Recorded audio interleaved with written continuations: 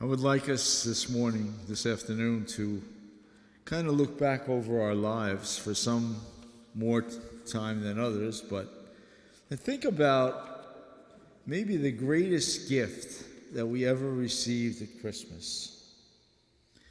Maybe it was way back in our childhood when we wanted a certain game or toy or doll or something like that, or maybe it was an article of clothing or a piece of jewelry, or dare I say, maybe a car like the one on the commercials with the big red bow.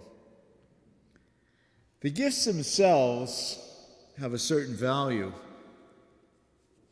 Maybe it's about who gave it to us. Maybe in the end, it was just the fact of what we did with that gift.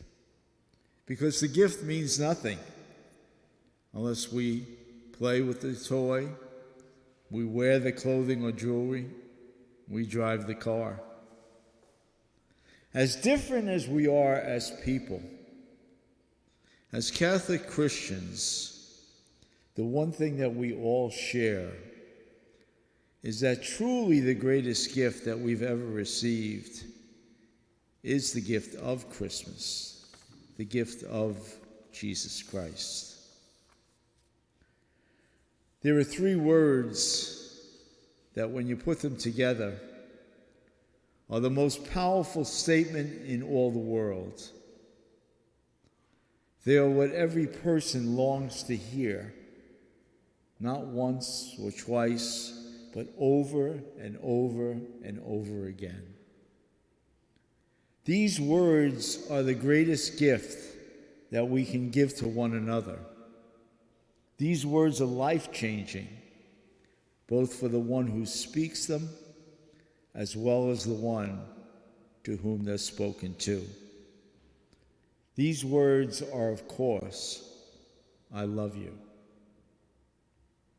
The birth of Jesus Christ, the celebration of Christmas, is God saying loud and clear, I love you.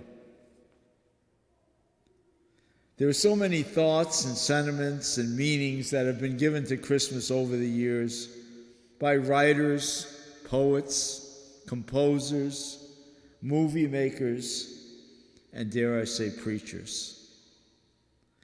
And although probably all of them contain some truth and all of them mean well, most times we either dumb it down, simplify it too much, or we make it complicated theology. A number of years ago, I received a book called Opening the Gift, Discover the Joy of Being Catholic. And one of the chapters in that book is called The Christmas That I Believe In.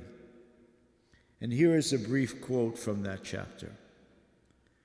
The Christmas I believe in doesn't make sense. It goes beyond.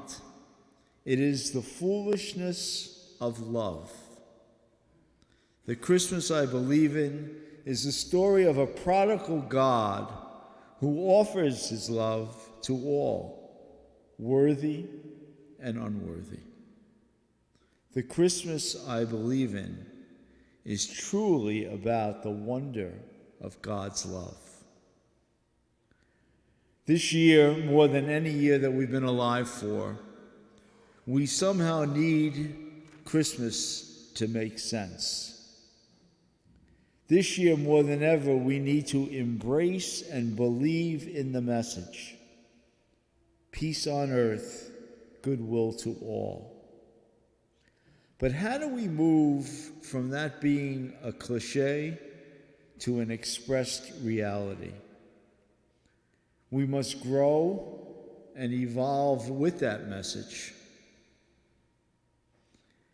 A children's understanding of Christmas is a beautiful thing.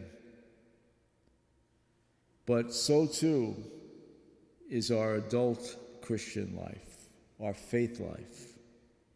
The angel in the gospel is not just a figure from a kid's story, but literally a messenger from God, reminding us about human hope, warmth, dignity, and beauty.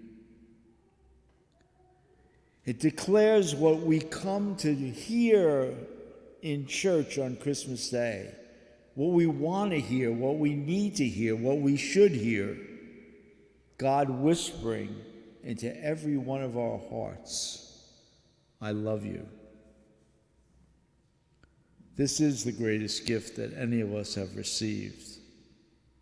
But only if, like the gifts we mentioned at the beginning, that we not only take that gift, but that we use it, that we utilize it, that we make it happen.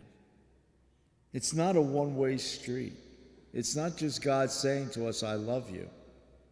It's saying to us, how do you love? Whom do you love? And how well do you love? Is it with compassion, with understanding, mercy, and forgiveness? Is it truly the depth of what we can achieve? You know, COVID has restricted some of the ways that we love. We've taken away human contact and hugs and just going up to people and being with them. But although it has limited some of the ways that we express our love, the one thing it cannot do is it cannot eliminate love from who we are. Because that's the essence of our being, made in the image and the likeness of God. For life is stronger than death, and light conquers darkness, but love conquers all. May we recognize God's gift. May we receive God's gift with joy.